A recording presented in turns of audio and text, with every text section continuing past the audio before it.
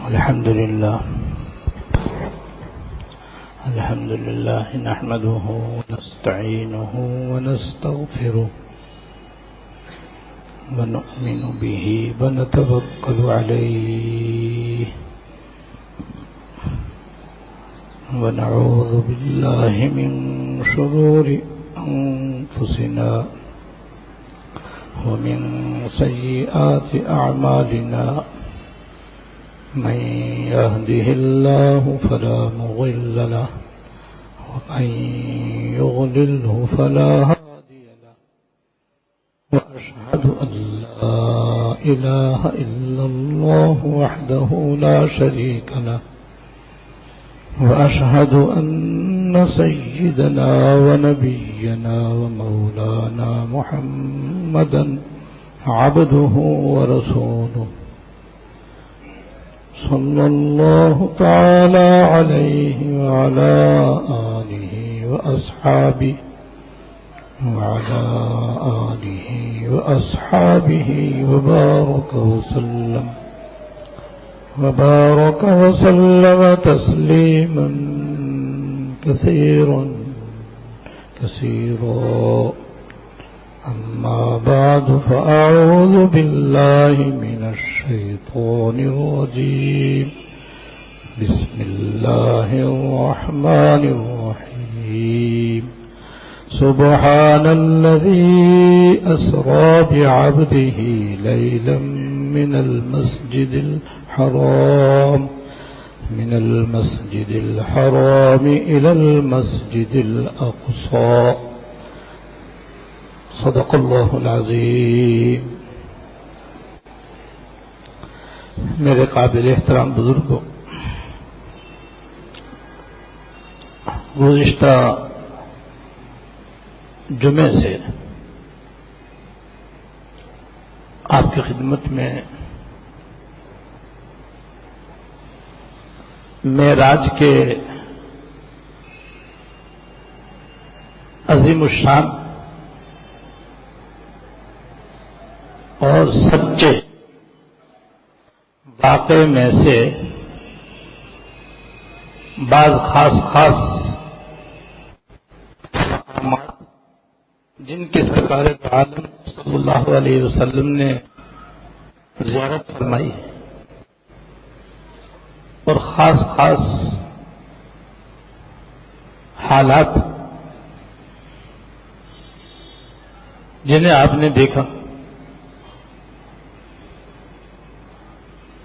آپ کے سامنے میں نے بیان کیے تھے. آج بھی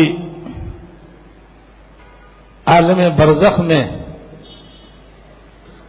گزرتے ہوئے آپ نے مختلف لوگوں کو مختلف قسم کے عذابوں میں مبتلا پایا، اور ان کے بارے میں آپ نے جبرائیل امین سے، جو آپ کے رفیق سفر تھے اس معراج میں، ان سے ان کی حقیقت دریافت کی جو انہوں نے آپ سے بیان فرمائی. ان میں سے چند واقعات میں آج بیان کروں گا انشاءاللہ تعالی، اور یہ واقعات میں اس لیے بیان کروں گا کہ اس میں ہمارے لیے بہت بڑا سبق ہے اور ہمارے لیے بڑی عبرت ہے. اور جن گناہوں میں آپ نے بعض لوگوں کو عالم برزخ میں مبتلا دیکھا ہے، وہ گناہ آج بھی ہمارے اندر پائے جاتے ہیں. اس لیے بھی میں بیان کرنا چاہتا ہوں تاکہ ہم ان گناہوں سے بچنے کی کوشش کریں. جو باتیں میں عرض کروں توجہ سے سنیں، دھیان سے سنیں، یاد رکھنے کی کوشش کریں، اور گھر والوں کو بھی جا کر کے بتائیں اور سنائیں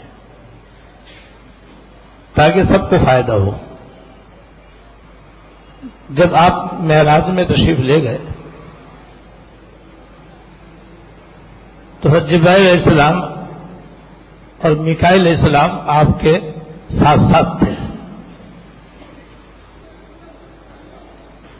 جہاں بھی آپ کوئی غیر معمولی واقعہ دیکھتے یا حال دیکھتے تھے تو جبرائیل امین سے پوچھتے تھے کہ اس کی کیا حقیقت ہے، وہ بیان کرتے جاتے تھے.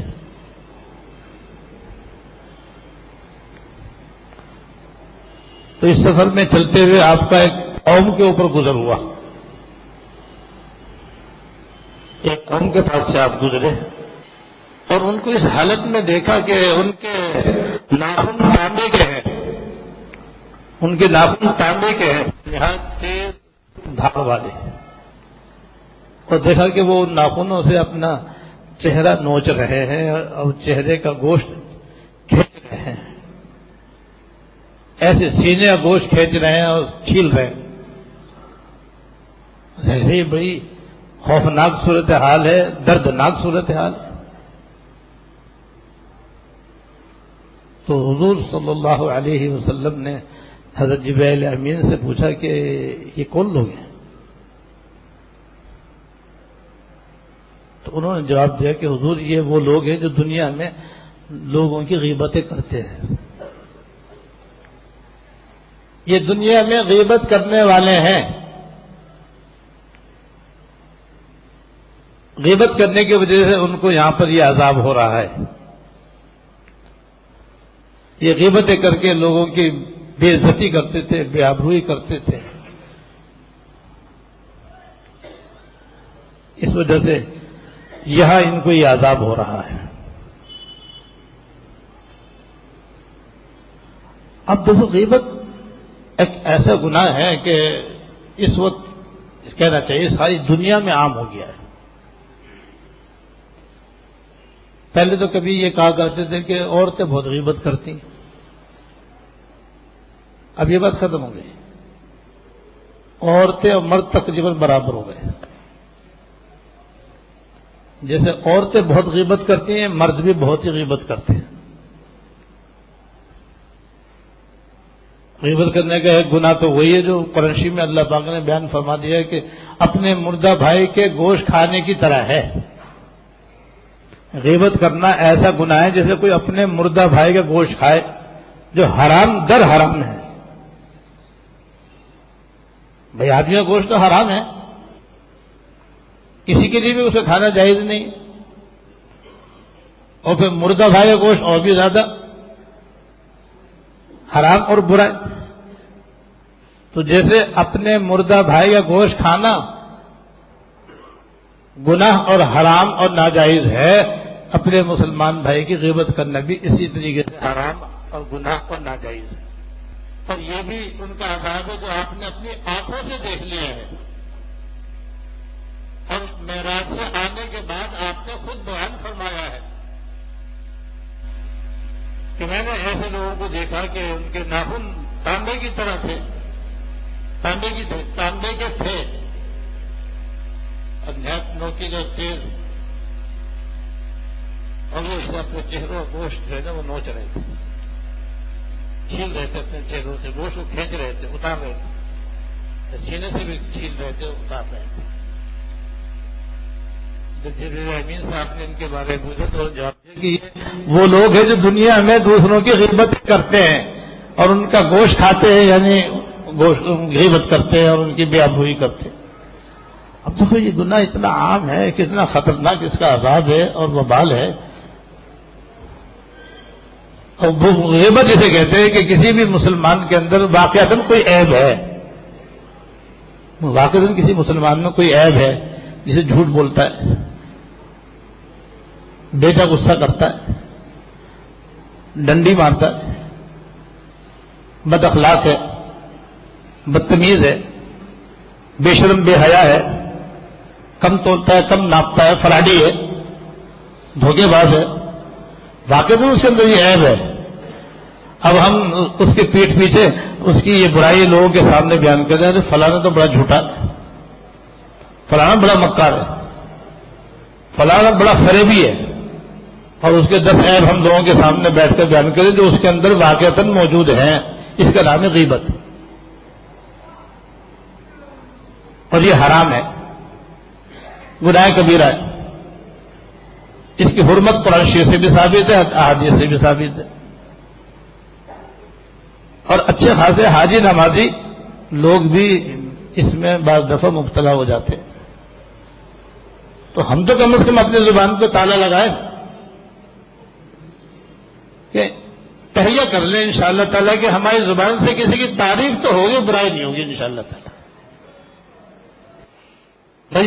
ہاں, جہاں جہاں شریعت نے برائی کرنے کی اجازت دی ہے وہ مواقع آپ ضرور معلوم کر لیں اہل علم سے, کیونکہ بعض مواقع شریعت نے ایسے بھی رکھے ہیں کہ جہاں پر دوسرے کی عیب جوئی جائز ہے,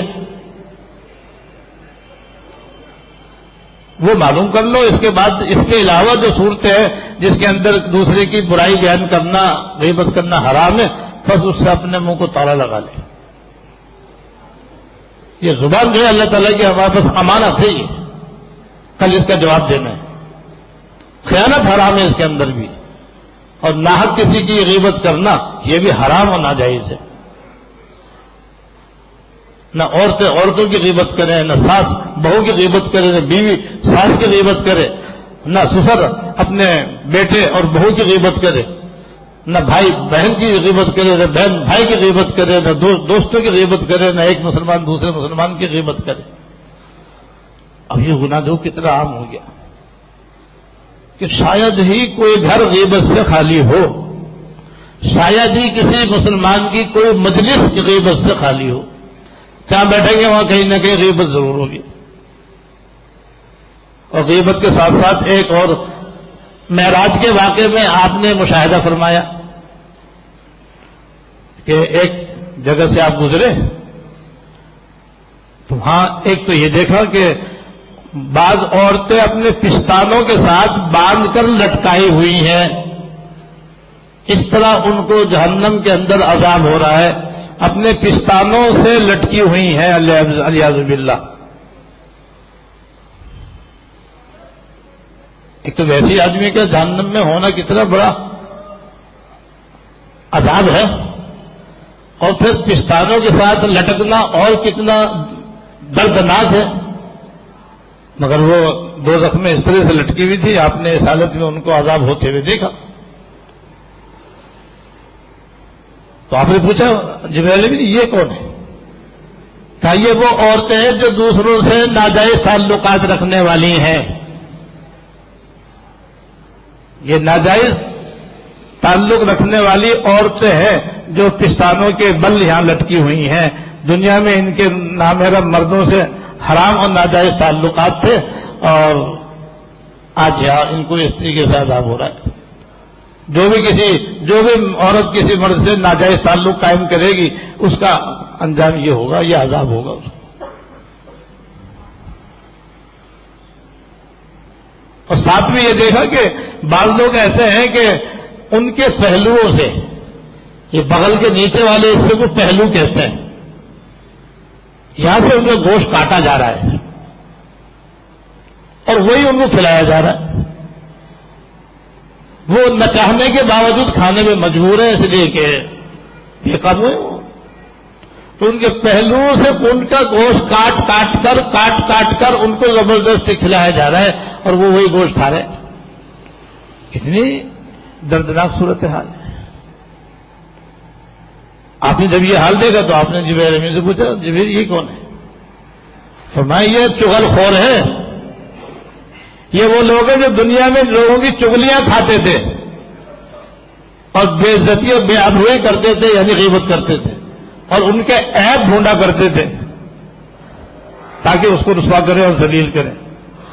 تو چغلی کھانا اور دوسروں کے عیب ڈھونڈنا یہ بھی بعض لوگوں کے اندر مرض ہوتا ہے. بعض عورتوں میں ہوتا ہے کہ وہ بس دوسروں کی برائیاں ڈھونڈتے ہیں کہ اس میں کیا عیب ہے, اس میں کیا خرابی ہے, اس میں کیا خامی ہے, اس میں کیا کمزوری ہے, تاکہ دوسروں کے سامنے بیان کریں, اسے ذلیل کریں. اس کا یہ عذاب دیکھا کہ اس کے پہلوؤں سے گوشت کاٹا جا رہا ہے اور پھر وہی اس کو زبردستی کھلایا جا رہا ہے. تو چغل خوری بھی گناہ ہے, اور دوسروں کے عیب ڈھونڈنا بھی گناہ ہے، غیبت کرنا بھی گناہ ہے۔ یہ تینوں گناہوں سے بچنا ضروری۔ کوئی مسلمان کسی مسلمان کی غیبت نہ کرے، کوئی مسلمان کسی مسلمان کی چغلی نہ کھائے، اور کوئی مسلمان دوسرے مسلمان کے عیب نہ ڈھونڈے۔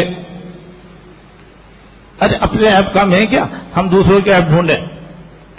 ہمارے حضرت رحمۃ اللہ علیہ ظفر کے یہ شعر سنایا کرتے تھے کہ تھے جو اپنے عیوب سے بے خبر رہے دیکھتے اوروں کے عیب و ہنر، تھے جو اپنے عیوب سے بے خبر رہے دیکھتے اوروں کے عیب و ہنر، پئی اپنے عیوب پہ جو نظر تو جہاں میں کوئی برا نہ رہا۔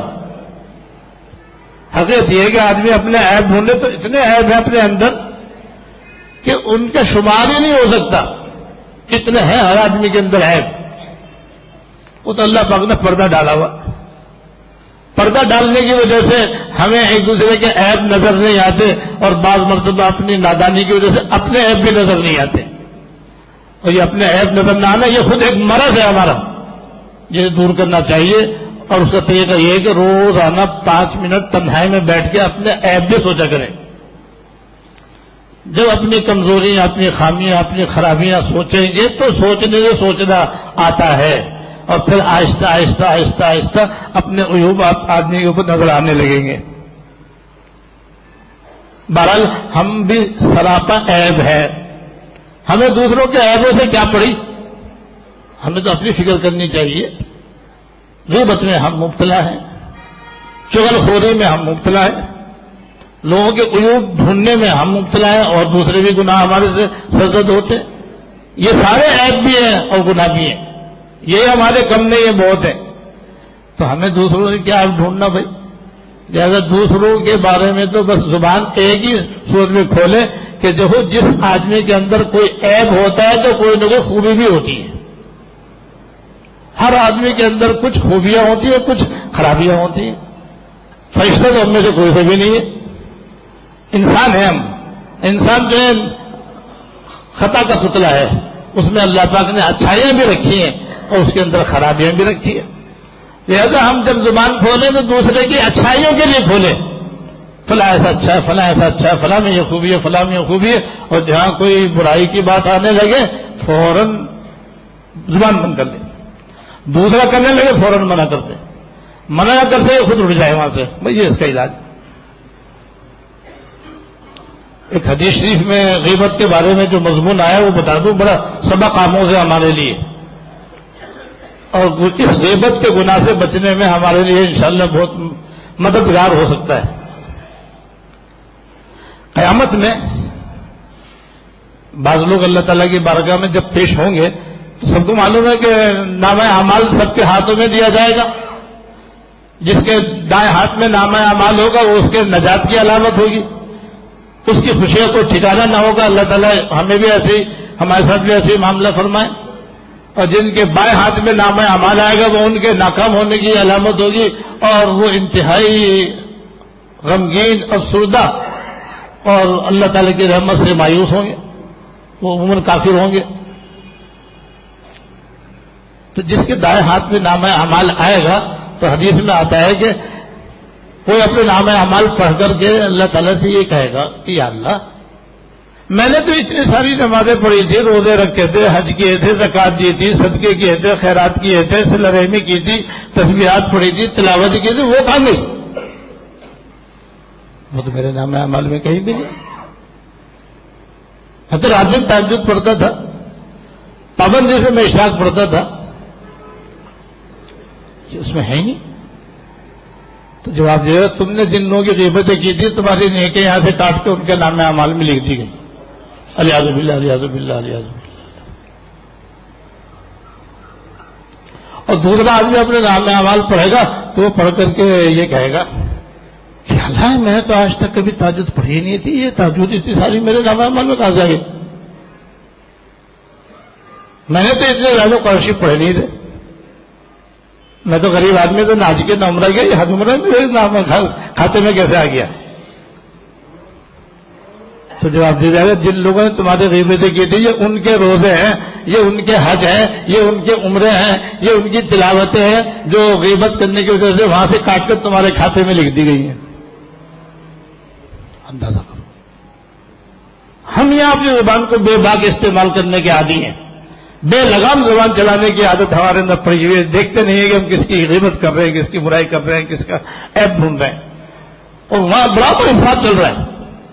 ادھر ہم غیبتیں کر رہے ہیں، ہمارے نیکیاں کٹ کٹ کے دوسرے کے جس کی غیبت کر رہے ہیں اسے کھاتے میں جا رہی ہیں، اور کوئی ہماری غیبت کر رہا ہے تو اس کی نیکیاں وہاں سے کٹ کٹ کے ہمارے کھاتے میں آ رہی ہیں. اس لیے حضرت امام ابو حنیفہ رحمۃ اللہ علیہ کا عجیب و غریب معمول تھا.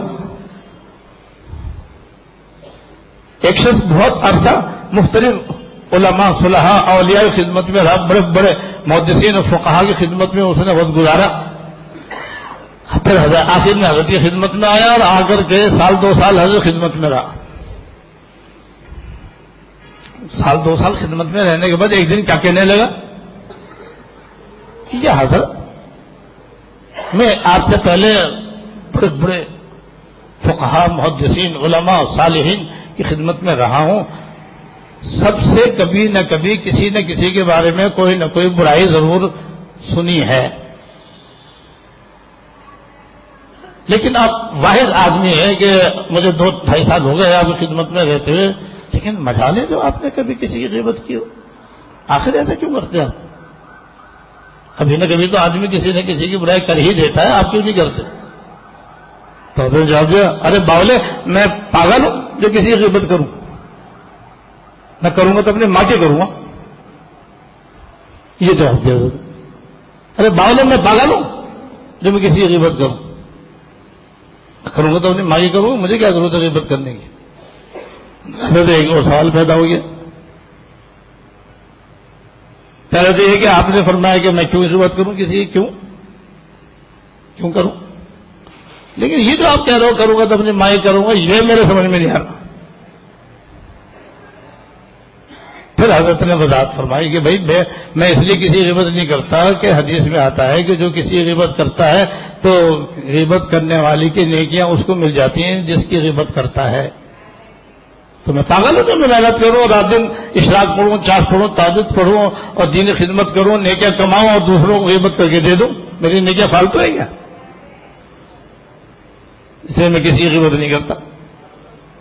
اس لیے اپنی انگوٹھی میں بھی لکھا ہوا تھا کہ اچھی بات کہہ ورنہ خاموش رہ.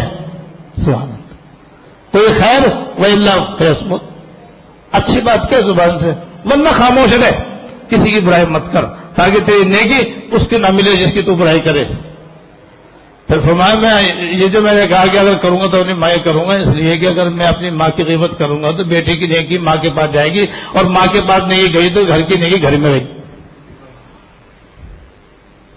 یہ بھی کسی عقل مندی کی بات ہے، دانش مندی کی بات ہے، کیونکہ گھر کے مایا گھر میں رہنی چاہیے. باہر جانا نقصان دہ ہے، گھر میں رہے بیٹے کے پاس رہے تو ایک بات ہے، ماں کے پاس رہے تو بھی ایک ہی بات ہے. یہ ہے دیکھو ان کی فقاہت، جسے کہتے تفقہ، اسے کہتے سمجھ بوجھ، دین کی سمجھ اس کا نام ہے. تو بھئی اتنا بڑا وبال، اتنا بڑا نقصان ہے، اس لیے ہمیں اپنی زبانوں پہ تالا لگانا چاہیے اور کسی کے بارے میں کوئی برائی کرنی ہی نہیں چاہیے. اور اگر کہیں مجبوری ہو تو پھر اہل علم سے پوچھو بھائی کون کون سی صورتیں ہیں جہاں پر ایک دوسرے کی برائی کرنے کی گنجائش ہے، بس وہ گنجائش ہو تو اس پہ عمل کر لو، نہ ہو تو بس کچھ بھی ہو بس اپنی زبان کو بند رکھو. خیر کی بات زبان سے نکالو، دوسرے کی تعریف کرو، دوسرے کو خوبی بیان کرو، لیکن غیبت نہ کرو. اور چغلی مت کرو. چغلی سے کہتے ہیں کہ دو آدمی میں لڑانے کے لیے ایک دوسرے سے بات پہنچانا، ادھر سے ادھر، ادھر سے ادھر بات پہنچائے، دونوں میں لڑائی کروا دی. جیسے ملوانے کے لیے آدمی اچھی باتیں پہنچاتا ہے کہ بھئی وہ تو تیرا بہت ہی تیرا خیر خواہ ہے، بڑا اتنا ہمدرد ہے، اور وہ تو تیرے احسانات کے نیچے دبا ہوا ہے، اور یہ ہے اور وہ ہے. یہ بات جا کے دوسرے سے کہتی بھئی وہ تو اپنے کے بڑا راضی میں بڑا شرمندہ ہے اور آپ کے احسانات اقراری. لو بھائی دشمن بھائی بھائی بن گئے. اچھا چلو بھائی میں نے بھی چھوڑا. ایسی لڑوانے کے لیے بعض لوگ ایسے ہوتے ہیں کہ ان کی عادت ہوتی ہے کہ بھائی ساس کو بیوی کے بہو کے خلاف بھڑکایا، بہو کو بیوی ساس کے خلاف بھڑکایا، بیٹے کو جناب سسر کے خلاف بھڑکایا، سسر کو داماد کے خلاف بھڑکا دیا، لڑائی ہوئی. اسے کہتے ہیں چغل خوری، اور باقی لوگوں کے اندر عیب ڈھونڈنا ہو تو واضح بات ہے بالکل. ایک تو دیکھو یہ موقع ہو گیا، اللہ بچائے. تو 3 گناہوں سے اپنے آپ کو ہم بچائیں بھائی.